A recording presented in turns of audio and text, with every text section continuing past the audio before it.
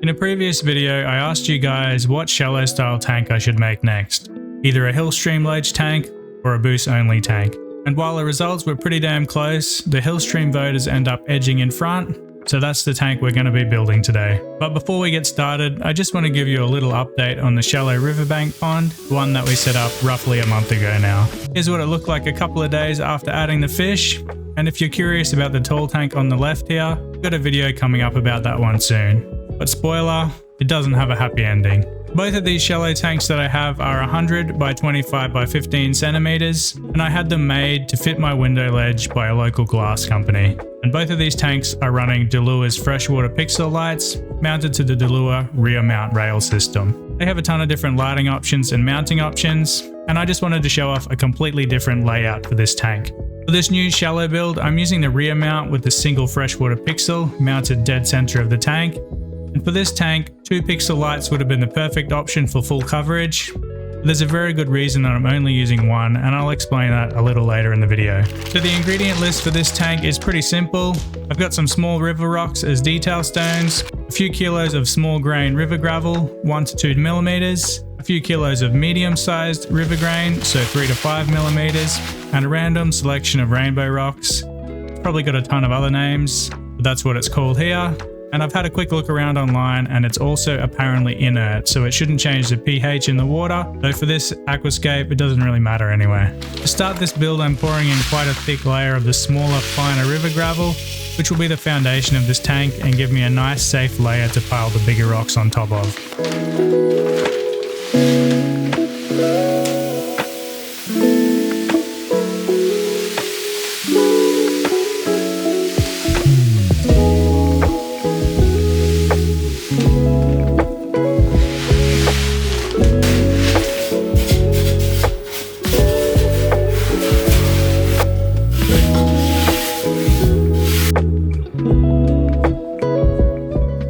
Roughly 4 kilos for this base layer, so not all that much. Next, I started piling in the bigger pieces of rainbow stone, and the plan is to simulate randomness while somehow optimizing flat surfaces for algae growth.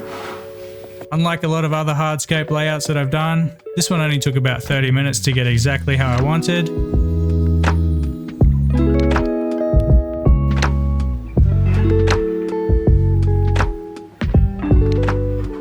Once the bigger stones were in, I started playing around with some of the smaller ones and some of the more round rainbow stones to fill in the gaps and to add more variation to the future riverbed.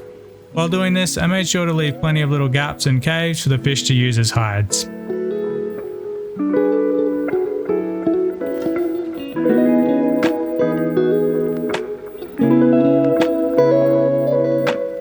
Now we can move on to using the smaller randomized river stones, which I'll randomly drop into the tank around the edges of the main hardscape. I'm also going to pile up quite a few in the backside of the tank, which should help with any future breeding success for the hillstream loaches.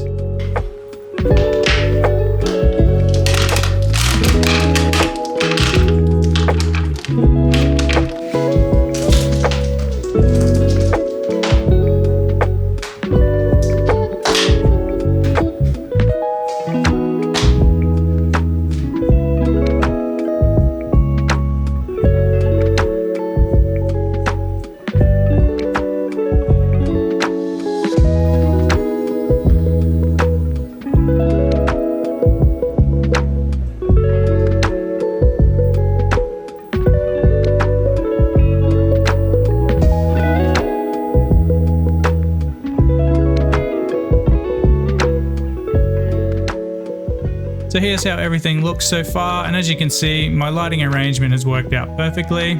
I wanted a very strong and bright section in the middle of the tank, which will grow the most algae, whilst the outer edges on the left and right of the tank are slightly darker, This creates a natural light gradient that is common in nature and simulates the areas of a stream that light can't penetrate because of a dense forest canopy. Most fish don't like being blasted with light all the time, so having some less intense areas to hide is pretty important in a build like this, especially since it doesn't have any plants for them to hide amongst. For the final bit of detail, I'm pouring in a scattering of the bigger gravel. This will finalize the size gradient that is most common in fast flowing streams.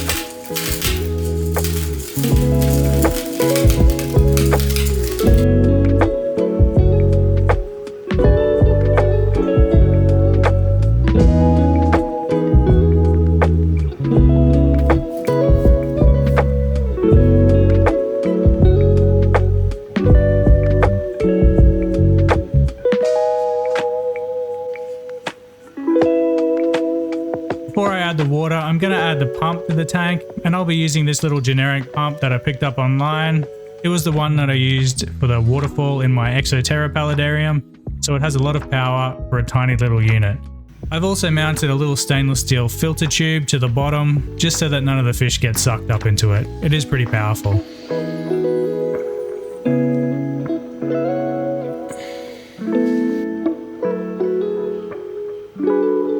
Now we can fill the tank with water and wait a couple of weeks for it to cycle.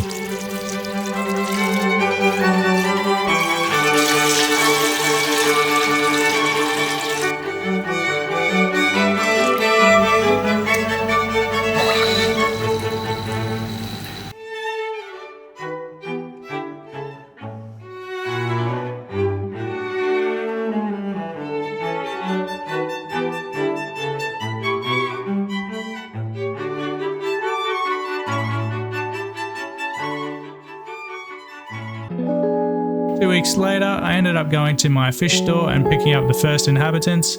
And I was considering 3 different species for this tank: Pseudomugil gertrude, the blue-eyed rainbow fish, rainbow shiners, and zebra danios. But in the end, I decided on getting 15 zebra danios because I couldn't find any rainbow shiners, and the blue eyes were just really damn expensive, and a school of 15 would have cost a fortune. The zebra danios aren't the most colourful fish in the hobby, but they fit this style tank perfectly, and they are insanely active. They are non-stop all the time, which adds a lot of life to the tank, though I do need to make sure that I don't fill the water too high, as they are quite well known for jumping. I also grabbed the last hillstream loach in the shop as well, and it's kinda odd, they are kinda rare at the moment. A couple more weeks later, once the algae had started to take hold, I decided to add the rest of my hillstream loaches from another tank that I have running, and also added a couple of Stiphodon gobies, a male and a female, though they sadly won't be able to breed in this tank, as the fry do need brackish water to survive. At the moment, this is the current lay of the land, and the gobies have taken up residence on the left-hand side of the tank, and the hillstreams have moved in on the right. Interestingly, the female goby is a lot more active than the male, and she spends a lot of time out and about grazing on algae, and they seem to have paired up pretty well and share a nice spot under one of the larger rocks. The male goby, on the other hand, is twice the size and a way bigger coward. I had a tough time trying to get some good footage of him, and as you can see right here, he doesn't like to come out of his little hole too often. The hillstreams have settled in well too, but they seem to come out a lot more at dusk and dawn, and spend a fair bit of time out at night when the tank gets some residual light from my reef tank.